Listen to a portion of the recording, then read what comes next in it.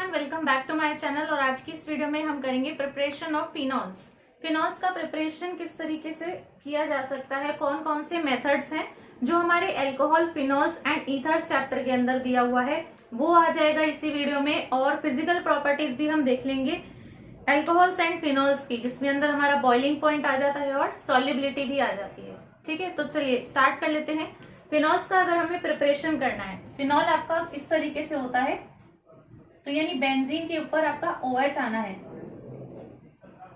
ठीक है, अल्कोहल्स वगैरह का हम प्रिपरेशन ऑलरेडी देख चुके हैं, सारे मेथड्स मैंने जो है वो बता दिए थे पिछली वीडियो में ही, तो आपने अगर नहीं देखी तो आप उस वीडियो को भी देख सकते हैं। फिनॉल कुछ इस तरीके का दिखता है।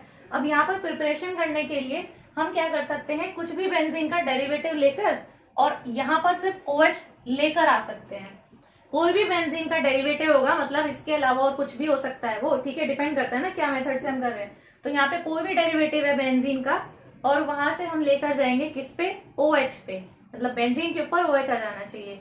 इसमें जो सबसे पहला मेथड है वो आपका उसी चैप्टर के अंदर से आ जाता है, haloalkanes and haloarenes वाला जो हमारा चैप्टर है, यानी चैप्टर नंबर 10 जो था, उसके अंदर आपको एक टॉपिक दिया हुआ है, रिप्लेसमेंट बाय हाइड्रोक्सिल ग्रुप। ठीक है, तो उस टॉपिक के अंदर क्या होता है, आपका जो क्लोरोबेंजीन है वहां से आपके पास में फिनॉल बन जाता है, मतलब कि Cl हटा के OH आ जाता है। सबसे पहली रिएक्शन तो वही हो गई, क्योंकि आपका बन क्या रहा है, उसके अंदर फिनॉल बन रहा है, तो एक वो रिएक्शन हो जाती है प्रिपरेशन की। तो जो पहली रिएक्शन है वो आपको कुछ अलग से याद रखने की जरूरत नहीं है, इसके अंदर वही रिएक्शन है जो पिछले वाले चैप्टर में पड़ी हुई है। तो उसके अंदर क्या होता है, इस तरीके से बेंजीन है, इसके ऊपर क्या लगा हुआ है, Cl लगा हुआ है। ठीक है, अब उस रिएक्शन में देखो होता क्या है, अगर इसमें हम एक्वस इस तरीके से NaOH ले लेते हैं, क्लोरोबेंजीन के साथ में NaOH हम ले लेते हैं, तो यहाँ पर आपका जो ये हेलो एरीन है, ये हेलो एरीन है, इसके साथ में अगर आप ये NaOH ले लेते हो और यहाँ पर कुछ कंडीशन होती है, मतलब जैसे टेम्परेचर की, प्रेशर की, ये सारी कंडीशंस आप थोड़ा अप्रोक्सीमेटली याद रख सकते हो। मतलब अगर 620 केल्विन ये ले लिया, 320 ATM ये ले लिया, ठीक है, ये 623 होता है, इसको याद रख लो, 620 केल्विन, 320 ATM, टेम्परेचर इतना, प्रेशर इतना, तो आपकी ये रिएक्शन हो जाती है। अब देखो, जब भी आपका ये NaOH रहेगा तो ये क्या देता है, सोडियम फिनॉक्साइड बना देता है, मतलब ये जो बेंजीन रिंग है इस पे बन जाता है ONA, तो फिनॉक्साइड आयन आपका इस तरीके से हो जाएगा, बेंजीन के ऊपर O नेगेटिव। अब NaOH के साथ में है तो O के साथ में Na आ जाता है, तो ये Na प्लस इसके साथ में आके लग जाएगा, ये आपका बन जाएगा क्या, सोडियम फिनॉक्साइड। ठीक है, अब इसको जैसे ही आप एसिडिफाई कर दोगे, जैसे ही आप इसको एसिडिफाई कर दोगे और यहाँ पर कोई भी एसिड है, जैसे कि HCl ले लिया मान लो, तो आपका क्या हो जाएगा, Na हट के क्या आ जाएगा, H, तो ये बन जाता है OH। ये वो रिएक्शन है। तो फर्स्ट रिएक्शन क्या है आपकी, हेलो एरीन्स के साथ में, तो हेलो एरीन से आप फिनॉल को प्रिपेयर कर सकते हो NaOH के साथ में ट्रीट करके।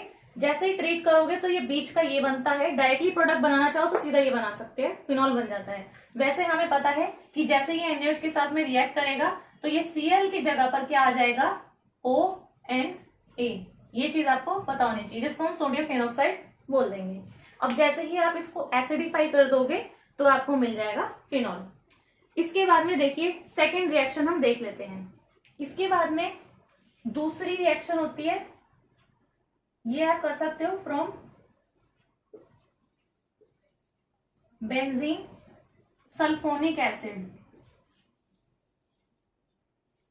बेंजीन सल्फोनिक एसिड से भी आप फिनॉल को प्रिपेयर कर सकते हैं। इसके अंदर आपके पास में देखो लिख रहा है सल्फोनिक एसिड, तो सल्फ्यूरिक एसिड होता है ना H2SO4, तो इसके अंदर हम लेते हैं ओलियम, OLEUM, ये होता है एक्चुअली में कॉन्सेंट्रेटेड H2SO4 होता है सल्फ्यूरिक एसिड जो आपका, तो ये कॉन्सेंट्रेटेड होता है, और इसके साथ में ना एक्सेस में हम ऐड करके रखते हैं सल्फर ट्राइऑक्साइड को, वो होता है SO3, सल्फर ट्राइऑक्साइड SO3 होगा। तो इन दोनों का जब मिक्सचर हो जाता है तो कॉन्सेंट्रेटेड H2SO4 है, उसके अंदर हम एक्सेस में डाल के रखते हैं सल्फर ट्राइऑक्साइड को, जब उसको डाल के रखते हैं तो ये ओलियम कहलाता है। ठीक है, तो ये क्या फॉर्म करेगा भाई, अब देखो H2SO4 था, इसमें मैंने SO3 और डाल दिया, तो ये पूरा फॉर्मूला जोड़ के बनेगा, इसका जो भी फॉर्मूला है वो उसको जोड़ के बनेगा दोनों को। तो देखो हाइड्रोजन तो 2 ही है तो H2 रह गए, अब सल्फर 2 हो गए तो S2 हो गया, और ऑक्सीजन यहाँ 4 है और यहाँ 3 है तो 7 हो गए। तो ये बन जाता है H2SO7, जिसको हम क्या कहते हैं, ओलियम कहते हैं। तो अगर आप इसमें अंदर वाटर डाल देते हैं तो ये मतलब एक तरीके से ब्रेक डाउन कह लो उसको, तो ये आपको दे देता है H2SO4, वही सल्फ्यूरिक एसिड थी। तो ओलियम होता है H2S2O7, ये क्या प्रोवाइड करेगा, H2SO4 ही, ठीक है। तो देखो होता क्या है, आपका सिंपल बेंजीन है, बिल्कुल बेंजीन लिया है मैंने बस, और कुछ नहीं। इसके अंदर हम क्या डालेंगे, ओलियम। ओलियम से अगर हम रिएक्शन करवाते हैं इसकी, तो ये हमको क्या दे देता है, यहाँ पर बेंजीन सल्फोनिक एसिड दे देता है, क्योंकि मैंने कहा ना कि हम बेंजीन सल्फोनिक एसिड से फिनॉल बना रहे हैं। तो यहाँ पर बेंजीन सल्फोनिक एसिड बन जाता है।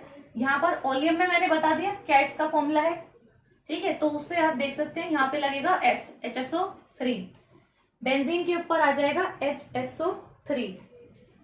अब यहाँ पर इसके अंदर अगर आप डाल देते हैं NaOH और फिर डाल देते हो H+, जब आपकी 2 रिएक्शन है, एक रिएक्शन को मैं ऐसे लिख सकती हूँ, फिर सेकंड रिएक्शन को दिखाने के लिए मैं ऐसे लिख सकती हूँ। जब भी आपका इस तरीके से लिखा होता है, जब भी मतलब ये 1 2 जो भी ये नंबर लिखे होते हैं ना इन रिएजेंट्स के आगे, उसका मतलब होता है कि पहले रिएक्शन कराई NaOH के साथ में, जब वो रिएक्शन खत्म हो गई उसके बाद में रिएक्शन कराई H+ के साथ में, तो फिर हमें एक प्रोडक्ट मिला। तो जब भी आपको ऐसे लिखा हुआ दिखता है तो पहले रिएक्शन NaOH के साथ में हुई होगी, फिर H+ के साथ में हुई होगी, और फिर यहाँ पे एक सिंगल प्रोडक्ट दिखा देते हैं, क्योंकि दोनों रिएक्शन तो मैंने एक साथ ही लिख दी, यहाँ पे होनी है ना। अगर अलग अलग मैं बताना चाहूँ तो पहली रिएक्शन देखो NaOH के साथ में दिखाते हैं। जब NaOH के साथ में रिएक्शन होती है तो मैंने आपको ऑलरेडी बता दिया है कि सोडियम फेनॉक्साइड बनना है, तो बेंजीन के ऊपर लग जाएगा ONa, ठीक है। जैसे ही आपका सोडियम फेनॉक्साइड बन जाएगा, इसको आप कर दो एसिडिफाई, लिखा था मैंने यहाँ पे सेकेंड स्टेप में H+, तो एसिडिफाई करते ही ये बन जाएगा आपका फिनॉल, बेंजीन के ऊपर आ जाएगा आपका OH, तो ये आपका फिनॉल बन गया। बस ये आपकी रिएक्शन है, इसके अंदर बेंजीन सल्फोनिक एसिड, मतलब इस वाले से हमने प्रिपेयर करा ये वाला फिनॉल, ठीक है। ये आपकी सेकेंड प्रिपरेशन है किसकी, फिनॉल्स की। अब इसके बाद में आता है आपका थर्ड, वो भी आप पढ़ चुके हो पिछले ही चैप्टर में, वो आप कर सकते हो डाइजोनियम सॉल्ट किससे, डाइजोनियम सॉल्ट किससे आप कर सकते हो। जो बेंजीन डाइजोनियम सॉल्ट होता है ना, यहाँ पे सिर्फ डाइजोनियम सॉल्ट लिख देती हूँ मैं, कि डाइजोनियम सॉल्ट से भी हम फिनॉल्स को बना सकते हैं।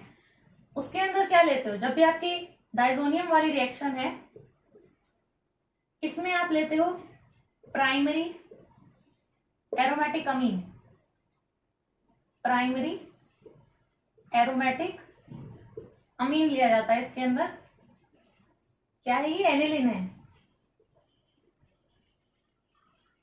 ठीक है। प्राइमरी है, एरोमेटिक है, अमीन है। अब इसके अंदर हम क्या डाल देते हैं, नाइट्रस एसिड डाल देते हैं। नाइट्रस एसिड आपका बनता है किससे, NaNO2 और HCl के कॉम्बिनेशन से, और टेम्परेचर जो है इसका बहुत ही ज्यादा कम रखा जाता है, मतलब 0 से 5 डिग्री सेल्सियस के बीच में इसका तापमान रखेंगे तो आपकी रिएक्शन ये हो जाएगी। अब रिएक्शन जो होगी इसमें आपका क्या बनेगा, देखो यहाँ पर था क्या, ऊपर NH2 इस तरीके से था, इस NH2 की जगह पर अब ये नीचे देखो, नीचे इस तरीके से बेंजीन देंगे, ये पूरी यहाँ पे बेंजीन देंगे, ठीक है, इस पे ध्यान मत देना भी। तो यहाँ पर क्या होता है, इस नाइट्रोजन के साथ में NaNO2 था ना, तो यहाँ पर बन जाता है N ट्रिपल बॉन्ड N, ठीक है, प्लस चार्ज आएगा, और यहाँ पर हो जाएगा Cl नेगेटिव, तो यहाँ पर आएगा Cl नेगेटिव, नाइट्रोजन पे आ जाएगा आपका प्लस चार्ज। तो इस तरीके से यहाँ पर लिख देते हैं N2 प्लस Cl माइनस, ऐसे करके आप लिख सकते हैं। इसको हटा देते हैं यहाँ से। तो ये है आपका बेंजीन डाइजोनियम सॉल्ट।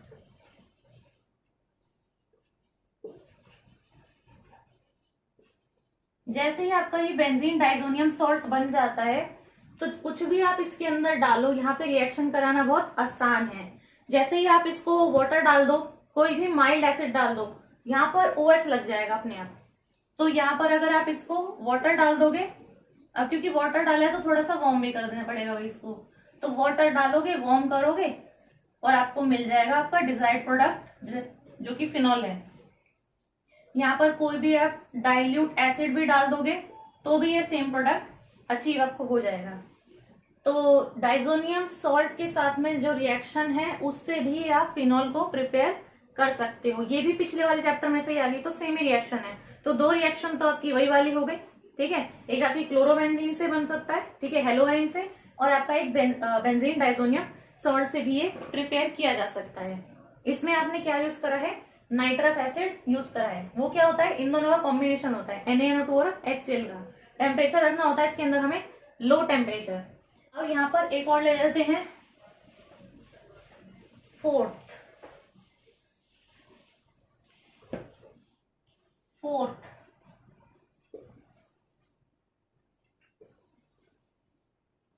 एक चौथा जो मेथड है, इसमें हम क्यूमीन से प्रिपेयर कर सकते हैं।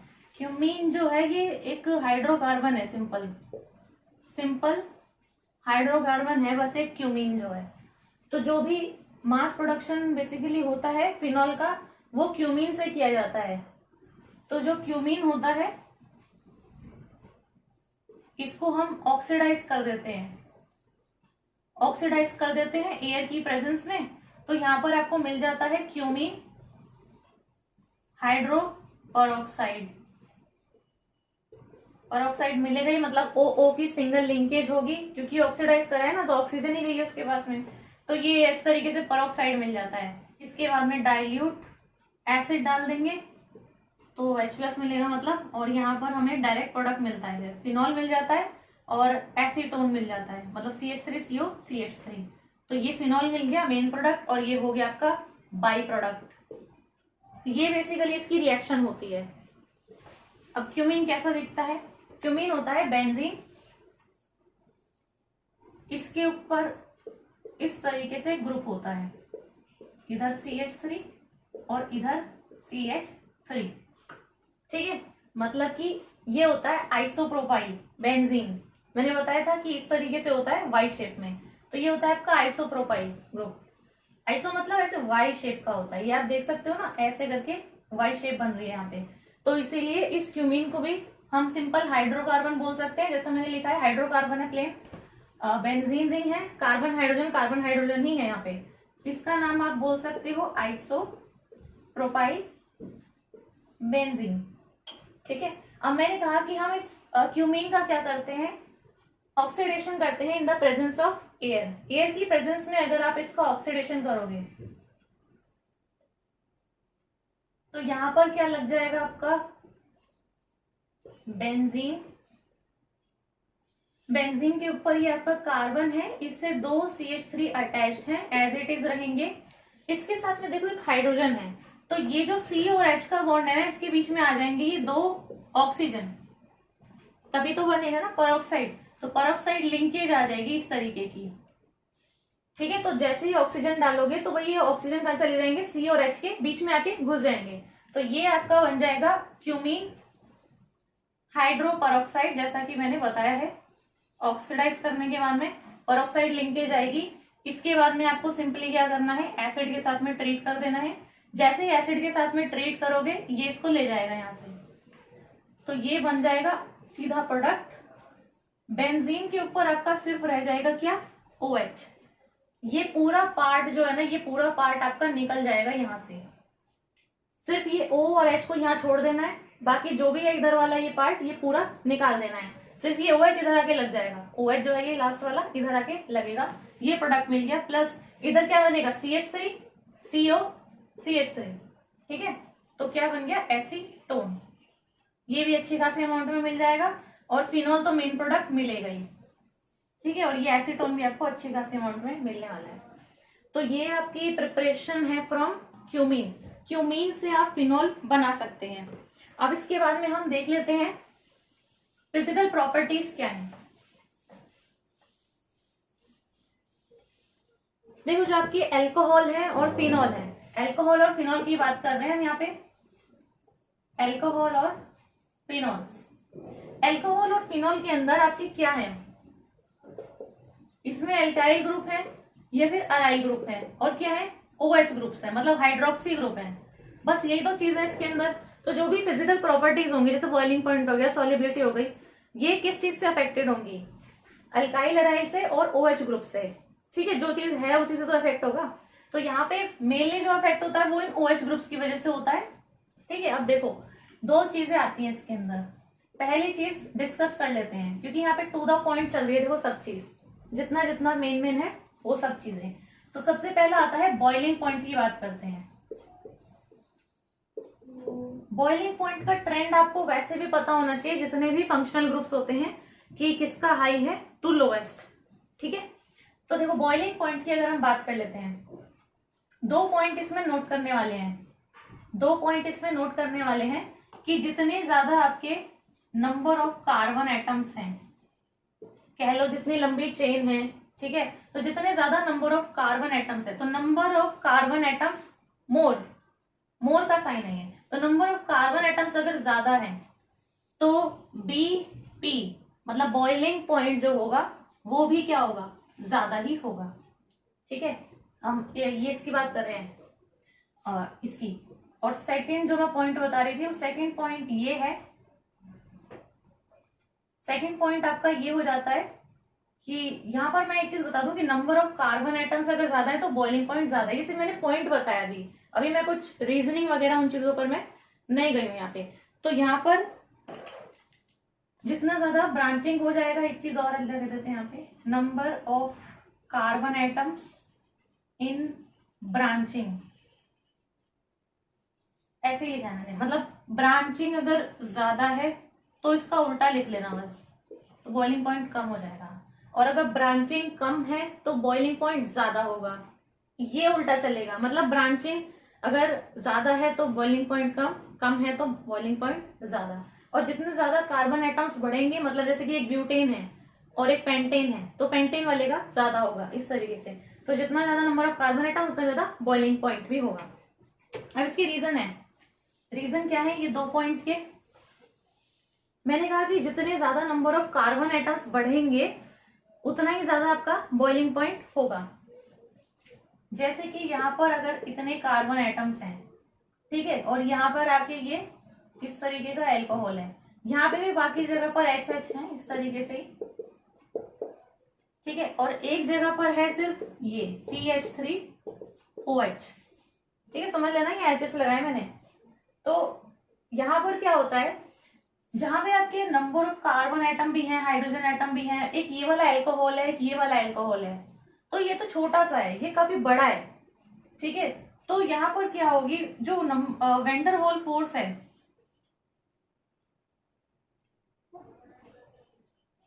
जो वैन डर वाल फोर्स है ना, वो इधर ज्यादा हो जाएगी और इधर कम हो जाएगी। तो अगर हम कंपैरिजन करेंगे तो इसीलिए इसका बॉइलिंग पॉइंट जो है ना वो ज्यादा आएगा इसके मुकाबले। तो इसका बॉइलिंग पॉइंट हो जाएगा कम, इसका हो जाएगा ज्यादा।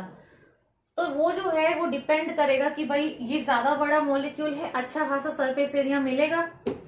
जितना ज्यादा आपकी वैन डर वाल फोर्स होती है उतना ही ज्यादा जो है आपकी बॉन्डिंग अच्छी हो जाती है। ठीक है, तो जो बाइंडिंग फोर्स है ना वो इधर ज्यादा लगेगा उसके मुकाबले। तो वो यही रीजन है कि आपके नंबर ऑफ कार्बन एटम बढ़ते जाएंगे तो वैन डर वाल फोर्स जो लग रहा है वो भी बढ़ता जाएगा। ठीक है, तो ये यही चीज है कि अगर इस तरीके से पकड़ा हुआ है तो ये कम फोर्स है। ठीक है, आराम से मतलब छोड़ सकता है इस तरीके से। तो यहाँ पे क्या हो जाता है, बॉइलिंग पॉइंट आसान हो जाता है इसको अचीव करना। तो यहाँ पर अगर इसको ब्रेक करना है बॉन्ड को तो ये इजीली बॉइलिंग पॉइंट इसका कम ही होगा। ठीक है, और अगर इस तरीके से पकड़ा हुआ है तो यहाँ पर क्या है, इसको तोड़ने के लिए ज्यादा ताकत चाहिए। क्यों, क्योंकि यहाँ पे सरफेस एरिया बेसिकली बढ़ गया है। तो जहां पर ये वैन डर वाल फोर्स ज्यादा लग रहा है तो उसी हिसाब से मैं ये चीज एक्सप्लेन कर रही हूँ कि यहाँ पर वैन डर वाल फोर्स जो है ना वो ज्यादा रहेगी। तो ये वाला जो बॉइलिंग पॉइंट है ये काफी देर में आएगा, काफी टाइम लग जाएगा ना इस बॉइलिंग पॉइंट को अचीव करने में, इस बॉन्ड को तोड़ने में। तो ये रीजन है कि नंबर ऑफ कार्बन एटम बढ़ गए तो वैन डर वाल फोर्स बढ़ गया, बॉइलिंग पॉइंट बढ़ गया। सेकेंड चीज जो है इसके अंदर, सेकेंड चीज जो है इसके अंदर वो ये है कि एल्कोहल्स में जैसे कि ब्रांचिंग अगर बढ़ रही है तो बॉइलिंग पॉइंट घट रहा है। मान लो कि कोई इस तरीके की कार्बन की चेन है, ठीक है, यहाँ पर OH लगा हुआ है, ये अल्कोहल है, कुछ भी इस तरीके का, सिंपल मैंने इसे बताना चाहा बस, या फिर ये इस तरीके से लगा हुआ है, यहाँ पर है लास्ट में OH, बाकी जगह हाइड्रोजन अपने आप मान लेना। और एक कार्बन की चेन है कुछ इस तरीके की है, यहाँ पर कार्बन है, यहाँ पर कार्बन है,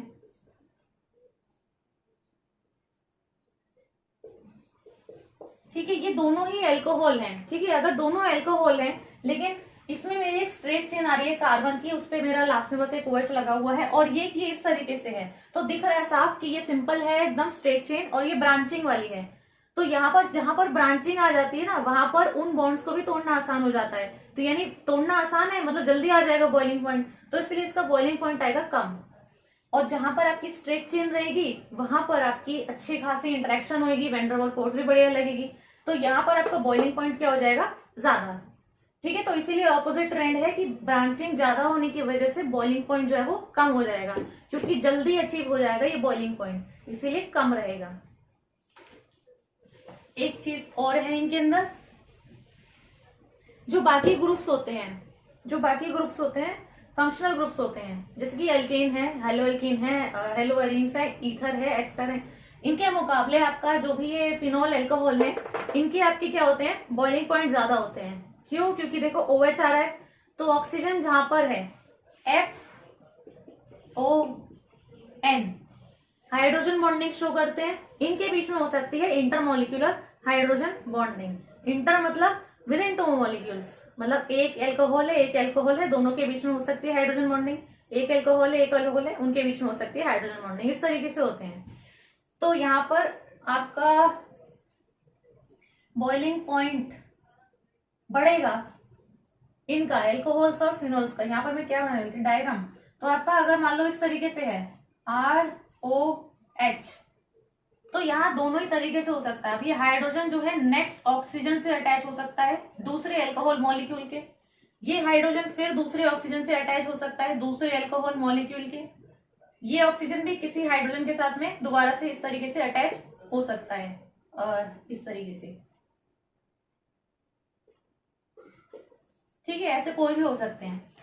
तो ये क्या हो रहा है, एक तरीके से इनका बॉइलिंग पॉइंट जो है ना वो बढ़ रहा है। क्यों? क्योंकि ये वाले बॉन्ड तो इनके बने ही थे अल्कोहल के, अब ये वाले बॉन्ड भी आ गए इनके बीच में, ये जो डैश वाले बॉन्ड्स हैं इन्हीं को हम क्या बोलेंगे, हाइड्रोजन बॉन्ड्स। ये हैं आपके intermolecular HB, intermolecular hydrogen bonding की वजह से, जहां पर इंटरमॉलिक्यूलर हाइड्रोजन बॉन्डिंग आ जाए वहां पर समझ लो और ज्यादा बढ़ गया बॉइलिंग पॉइंट, ठीक है। अगर यही चीज फिनॉल में दिखाई जाए तो फिनॉल क्या है, बेंजीन है, इसके ऊपर OH है, इस तरीके से मान लो, तो इस ऑक्सीजन से दूसरे वाला हाइड्रोजन इस तरीके से अटैच हो सकता है, ठीक है, फिर इस ऑक्सीजन से नेक्स्ट वाले फिनॉल मॉलिक्यूल का हाइड्रोजन अटैच हो सकता है, तो हो रही है OHO, तो मतलब ऑक्सीजन के बीच में यहाँ पे हाइड्रोजन आ जा रहा है, ऑक्सीजन के बीच में यहाँ पे हाइड्रोजन आ जा रहा है, ठीक है। जो यहाँ पे ये हाइड्रोजन मॉलिक्यूल है ये भी ऑक्सीजन से अटैच हो सकता है, और इसका हाइड्रोजन मॉलिक्यूल इस ऑक्सीजन से अटैच हो सकता है, तो मतलब हाइड्रोजन और ऑक्सीजन ये इस तरीके से आपके बॉन्डिंग में रहेंगे वहां पे। तो जैसे ही आप बनाते जाओगे आपका ऑटोमेटिक स्ट्रक्चर ऐसे बनता जाएगा। सिंपली हाइड्रोजन बॉन्डिंग दिखानी है तो इस तरीके से दिखाया जा सकता है। अब ये सिंपल एक फिनॉल था, अब क्या है कि पूरी चेन जुड़ते चली जाएगी इसकी, तो इतने सारे इसके बॉन्ड बन जाएंगे, ठीक है। तो तोड़ना आसान हुआ नहीं हुआ ना, तो यहाँ पे बॉइलिंग पॉइंट इसका और ज्यादा हो गया, ठीक है। यहाँ पर जो है एक बुक के अंदर भी एग्जाम्पल दिया हुआ है, मान लो इथेनॉल का है और प्रोपेन का है, इथेनॉल और प्रोपेन का है अगर, तो वहां पर आपको दिया हुआ है कि इनका जो मॉलिक्यूलर मास है वो अप्रोक्सीमेटली कंपेरेबल है, मतलब सिमिलर है इथेन का, इथेनॉल का और प्रोपेन का, इस तरीके से ही है कुछ। तो इथेनॉल और प्रोपेन का है, तो अगर उन दोनों का मास जो है ना, मॉलिक्यूलर मास, ये तो कंपेरेबल है, मतलब सेम टू सेम है देखा जाए तो। लेकिन अगर इनकी बॉइलिंग पॉइंट की बात की जाए तो उसमें काफी ज्यादा डिफरेंस है। तो वो रीजन क्या है कि प्रोपेन तो एक सिंपल क्या है, एल्केन है, सिर्फ कार्बन हाइड्रोजन के बॉन्ड है और कुछ नहीं है। जबकि इथेनॉल जो है वो है C2H5OH। तो ये अल्कोहल है, इसमें क्या कर सकता है, ऑक्सीजन हाइड्रोजन है यहाँ पे, तो उसकी वजह से ये हाइड्रोजन बॉन्डिंग कर सकता है। तो क्या हो जाएगा, C2H5OH है इस तरीके से, ये हाइड्रोजन नेक्स्ट ऑक्सीजन के साथ में होगा C2H5। ठीक है, तो इस तरीके से आपकी बॉन्डिंग चलती रहेगी। तो ऐसे करके आपके बॉन्ड फॉर्म हो सकते हैं। ये ऑक्सीजन नेक्स्ट हाइड्रोजन के साथ में हो सकता है, ये हाइड्रोजन अगले ऑक्सीजन के साथ में कर सकता है, ऐसे आपकी बॉन्डिंग पॉसिबल है। तो एक ये रीजन है कि ये एल्केन है जबकि ये अल्कोहल है, तो हमें पता है कि इसी का बॉइलिंग पॉइंट ज्यादा होगा। नेक्स्ट जो है वो हम देख लेते हैं यहाँ पर सॉल्युबिलिटी। सॉल्युबिलिटी देख लेते हैं अल्कोहल और फिनॉल्स की। तो जो अल्कोहल और फिनॉल है उसकी सॉल्युबिलिटी आप कैसे बताओगे? अगर हम वाटर के अंदर बात करते हैं तो वाटर मॉलिक्यूल्स हैं, ठीक है, वाटर मॉलिक्यूल्स के साथ में इनकी कितनी अच्छी क्षमता है बॉन्ड बनाने की, हाइड्रोजन बॉन्ड बनाने की, उसी के अकॉर्डिंग आप बता पाओगे कि ये कितने अच्छे मतलब सॉल्युबल हैं या फिर नहीं है। जैसे कि अगर आपके पास में कोई अल्कोहल है CH3CH2OH, इस तरीके से आपके पास में ये अल्कोहल है और वाटर मॉलिक्यूल्स वहां पर हैं, तो ये ऑक्सीजन उस वाटर मॉलिक्यूल के हाइड्रोजन के साथ में इस तरीके से हाइड्रोजन बॉन्डिंग कर सकता है। ठीक है, HOH, ये हाइड्रोजन भी उसके ऑक्सीजन के साथ में कर सकता है बॉन्डिंग। तो जो भी अल्कोहल्स हैं ये, इनमें ऑक्सीजन हाइड्रोजन प्रेजेंट है, इनमें अच्छी खासी यहाँ पर क्या हो सकती है, हाइड्रोजन बॉन्डिंग हो सकती है वाटर मॉलिक्यूल्स के साथ में। तो जब वाटर मॉलिक्यूल्स के साथ में बहुत अच्छी हाइड्रोजन बॉन्डिंग हो रही है, इसका मतलब इनकी सॉल्युबिलिटी जो है वो अच्छी खासी होगी। तो सॉल्युबिलिटी बढ़ेगी हाइड्रोजन बॉन्डिंग होने के साथ में। अगर इसमें नंबर ऑफ ये क्या कहते हैं, अल्काइल और अराइल ग्रुप्स, अराइल और अल्काइल ग्रुप अगर बहुत ज्यादा है तो सॉल्युबिलिटी फिर कम होनी शुरू हो जाती है। सॉल्युबिलिटी क्या होगी भाई, घटेगी ना। सॉल्युबिलिटी इन बॉन्ड्स की वजह से आपस में अच्छे से घुल मिल पा रहे हैं, उसकी वजह से है सॉल्युबिलिटी। अगर ये कार्बन हाइड्रोजन वाले जो बॉन्ड हैं ये ज्यादा होंगे तो आपकी सॉल्युबिलिटी तो कम ही होनी है। तो अगर आपका ये हाइड्रोकार्बन वाला पार्ट बढ़ेगा, अल्काइल एराइल वाला पार्ट, तो आपकी सॉल्युबिलिटी घटती है। तो ये जो दो चीज है इसके अंदर बस, ठीक है, जो सॉल्युबिलिटी के अंदर आते हैं। यहाँ पर आप देखिए, आपको जो है बुक के अंदर एक एग्जाम्पल दिया है, इसके अंदर आपको ना ट्रेंड के अकॉर्डिंग लिखना है। बॉइलिंग पॉइंट वाला जो ट्रेंड है उसके अकॉर्डिंग आपको आंसर लिखना है। ठीक है, तो जो यहाँ पर आपको दिया हुआ है इसको मैं रीड कर लेती हूँ पहले। आपको कहा हुआ है इंक्रीजिंग बॉइलिंग पॉइंट में, मतलब आपको जाना है, इधर लो आएगा और इधर क्या आएगा, हाई। तो सबसे कम वाला, फिर उससे ज्यादा, उससे ज्यादा और फिर सबसे ज्यादा। देखिए जो फर्स्ट है ए पार्ट है, ए पार्ट जो है एग्जाम्पल 11.3 के अंदर यहाँ पर पेंटेन 1 ऑल, ब्यूटेन 1 ऑल। अब 1 ऑल लिखा है, इसका मतलब सबसे लास्ट में OH लगा दो, और पेंटेन है, ब्यूटेन है, उसके हिसाब से नंबर ऑफ कार्बन एटम्स लिख देने हैं। पेंटेन का है ना, तो 1 2 3 4 5 और लास्ट में OH, बाकी जो बचे वो क्या है, हाइड्रोजन लगा देते हैं। ठीक है, बन गया ये पेंटेन 1 ऑल। इसी तरीके से ब्यूटेन 1 ऑल हो जाएगा आपका, इस तरीके से पेंटेन 1 ऑल, ब्यूटेन 1 ऑल, ये दिए हुए हैं क्वेश्चन में। इसके बाद में ब्यूटेन 2 ऑल और इथेनॉल। ब्यूटेन 2 पे ऑल बताया, ये 1 पे है तो 2 वाला ये वाला कार्बन है, तो यहाँ पे लगा देंगे OH, ये हो जाएगा CH3 CH2 CH3। इथेनॉल हो गया आपका C2H5OH। इसके बाद में क्या कहा है, प्रोपेन 1 ऑल और मीथेनॉल। तो पहले मैं मीथेनॉल लिखती हूँ CH3OH, और प्रोपेन 1 ऑल बोला है, इसका मतलब क्या है, सिंपल 3 कार्बन की चेन के बाद OH, तो CH3 CH2 CH2OH ये है। अब देखो इनको आप इंक्रीजिंग बॉइलिंग पॉइंट ट्रेंड के अंदर कैसे लगाओगे। सबसे पहली चीज मैंने आपको 2 चीज बताई थी इसके अंदर, बॉइलिंग पॉइंट के अंदर। सबसे पहले चीज आपको क्या देखना है, जिसमें नंबर ऑफ कार्बन एटम है ज्यादा, उसका बॉइलिंग पॉइंट भी ज्यादा। ठीक है, दूसरी चीज आती है किसकी, ब्रांचिंग की।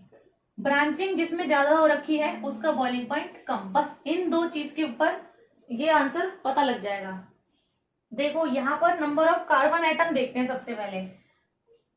तो नंबर ऑफ कार्बन एटम इसमें 1 है, ठीक है, इसमें क्या है C2H5OH, इसमें 2 कार्बन है, इसमें क्या है 3 कार्बन है। ठीक है, अब इसमें देखो 1 2 3, इसमें 4 कार्बन है, 1 2 3 4, इसमें भी 4 कार्बन है और इसमें 5 कार्बन है। तो नंबर ऑफ कार्बन एटम जिस तरीके से बढ़ रहे हैं उसी तरीके से आपका बॉइलिंग पॉइंट बढ़ रहा है। इसका मतलब जिसमें 1 कार्बन है उसका सबसे कम बॉइलिंग पॉइंट, उससे ज्यादा 2 कार्बन एटम वाला, उससे ज्यादा 3 कार्बन एटम वाला, उससे ज्यादा 4 कार्बन एटम्स वाला, और सबसे ज्यादा किसका होगा जिसमें 5 कार्बन एटम्स हैं। तो जो ट्रेंड हो जाएगा वो इन नंबर के हिसाब से मैं लिख रही हूँ, पूरा पूरा नाम मैं नहीं लिख रही हूँ। सबको मैंने एक नंबरिंग दे दी है ना यहाँ पे, तो मैं भी बता देती हूँ। इन दोनों का सेम नंबरिंग दिया है, इसको भी देख लेते हैं अभी। तो नंबरिंग क्या हो जाएगी, सबसे पहले आपका आएगा ये मीथेनॉल, सबसे कम बॉइलिंग पॉइंट का आपका जो ये साइन जाएगा, ये जाएगा दूसरी तरफ, क्योंकि इससे ज्यादा बॉइलिंग पॉइंट आएगा सेकेंड वाले नंबर का, यानी इथेनॉल का। इससे ज्यादा किसका आएगा, प्रोपेनॉल का। प्रोपेनॉल से ज्यादा आएगा ब्यूटेनॉल का, लेकिन ब्यूटेनॉल ये 1 ऑल है, ये 2 ऑल है। ठीक है, दोनों ही में ही 4 कार्बन है, लेकिन फर्क कहाँ है, एक में 1 कार्बन पे OH लगा है, एक में 2 कार्बन पे OH लगा है। मतलब कि ये तो स्ट्रेट चेन है और ये है ब्रांचिंग। जहां आपकी ब्रांचिंग आ जाती है उसी का बॉइलिंग पॉइंट कम होता है, लिखा है वहां पे सेकंड पॉइंट में। तो यानी ये वाला जो है ब्यूटेन 2 ऑल, इसका बॉइलिंग पॉइंट होगा कम, तो ये पहले आएगा, है ना, क्योंकि इंक्रीजिंग ट्रेंड में है। तो यहाँ पे लिखना है जिसका कम बॉइलिंग पॉइंट है, तो पहले बॉइलिंग पॉइंट आएगा इसका, फिर इसका, और लास्ट बचा ये 5 कार्बन वाला। तो ऐसे करके हम जो है आंसर लिख देते हैं। तो इसको अगर मैं नाम दे दूं 4, ये 5 और ये 6, तो ये आपका इंक्रीजिंग ट्रेंड में लिख दिए मैंने सारे नंबर। तो 3 के बाद आएगा ये ब्यूटेन 2 ऑल, ब्यूटेन 2 ऑल से ज्यादा हो जाएगा बॉइलिंग पॉइंट ब्यूटेन 1 ऑल का, और ब्यूटेन 1 ऑल से ज्यादा हो जाएगा बॉइलिंग पॉइंट पेंटेन 1 ऑल का। ये एक्सप्लेनेशन था जो आपको क्वेश्चन में दिया हुआ है। यहाँ पर आंसर आप मैच कर सकते हो, यही है, मिथेनॉल है, इथेनॉल है, प्रोपेन है, फिर ब्यूटेन का 2 है, फिर 1 है, और फिर पेंटेन का 1 ऑल है। ठीक है, इसी के अंदर देख लेते हैं बी पार्ट।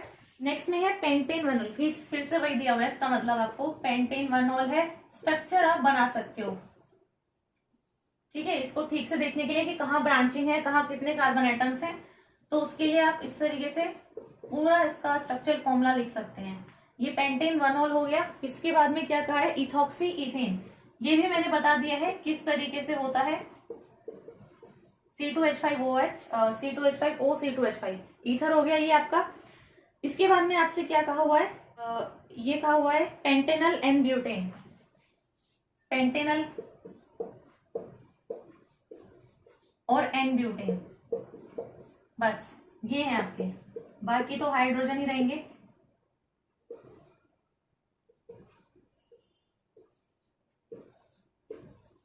यही है ना। ठीक है, पेंटेनल हो गया, एल्डिहाइड 1 2 3 4 5, और इसमें एन ब्यूटेन मतलब सिंपल नॉर्मल ब्यूटेन है, 1 2 3 4 कार्बन की चेन है।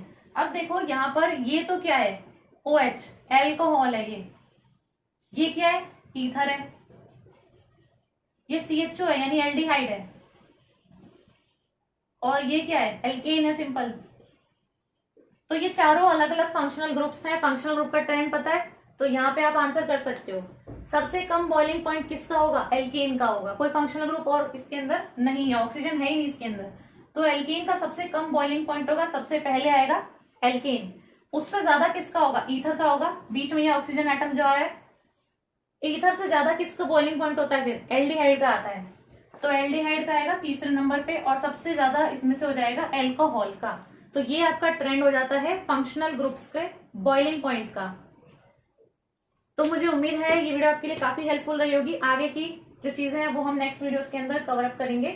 तो अगर ये वीडियो आपको अच्छी लगी हो, पसंद आई हो, तो इस वीडियो को आप जरूर से लाइक कर दें। अपने फ्रेंड्स के साथ में आप इस वीडियो को शेयर कर सकते हैं, और ऐसी ही और अच्छी इन्फॉर्मेटिव वीडियोस देखने के लिए मेरे चैनल को सब्सक्राइब करना ना भूलें, और बेल आइकन को भी प्रेस कर दें ताकि आने वाली वीडियोस का आपको नोटिफिकेशन मिलता रहे। और अब हम मिलेंगे नेक्स्ट वीडियो में, and thanks for watching this video.